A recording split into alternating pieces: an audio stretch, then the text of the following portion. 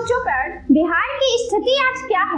Times of India की एक report के मुताबिक बिहार में हर 3 में से 2 घरों का कम से कम एक सदस्य दूसरे राज्य में काम करता है। 1981 में केवल 10 से 15% परिवारों में ही कोई प्रवासी मजदूर था, लेकिन 2017 तक ये आंकड़ा बढ़कर 65% हो गया। अखबार ने एक हालिया रिपोर्ट का हवाला देकर कहा कि 2023 में भारत के 4 सबसे व्यस्त अनरिजर्व रेल मार्ग बिहार से शुरू होने थे। ये इस बात का सबूत है कि बिहार का वर्किंग फोर्स किस तरह राज्य से बाहर जा रहा है। बिहार का 54% वर्किंग फोर्स अभी भी खेती बाड़ी से जुड़ा है, जबकि राष्ट्रीय स्तर पर यह 46% है। मैन्युफैक्चरिंग सेक्टर में सिर्फ 5% लोगों को रोजगार मिला है, जबकि राष्ट्रीय औसत 11% है। बिहार भारत की सबसे युवा आबादी वाले राज्यों में से एक है। यहाँ आधे से अधिक लोग 15 से 59 वर्ष की कामकाजी आयु वर्ग के हैं, फिर भी यहाँ अच्छी नौकरियों की कमी है। इंडियन एक्सप्रेस की एक रिपोर्ट में कहा गया है, नेशनल क्राइम रिकॉर्ड ब्यूरो के मुताबिक इसी अवधि राष्ट्रीय स्तर पर अपराध बढ़ने की दर 24% रही।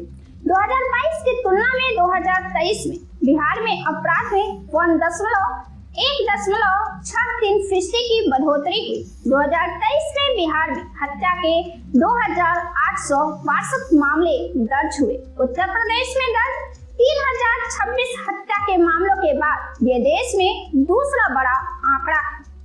सरकारी अधिकारियों और कर्मचारियों पर हमले के मामले में बिहार सबसे आगे रहा। 2023 में पुलिस और सरकारी कर्मचारियों पर हमलों के 371 मामले दर्ज हुए।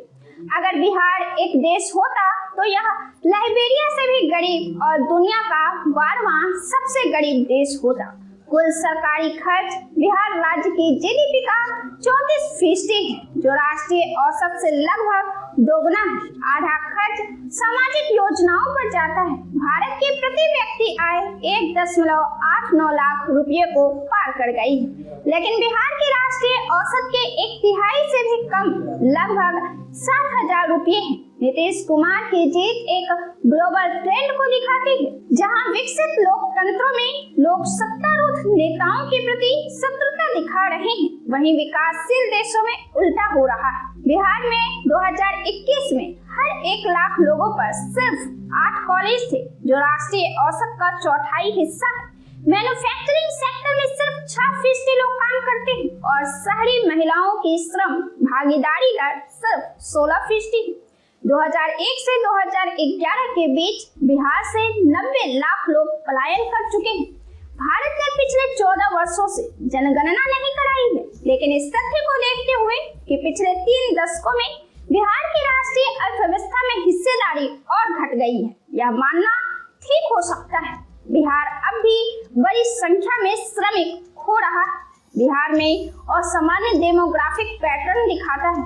यहाँ मृत्यु दर राष्ट्रीय औसत से थोड़ा कम है, वहीं प्रजनन दर 2.8 के ऊंचे स्तर पर बनी हुई है। तुलनात्मक तौर पर कम शिशु मृत्यु दर की वजह यह है कि ये ट्रेंड जनसंख्या बढ़ाने में मददगार साबित हो रहा है।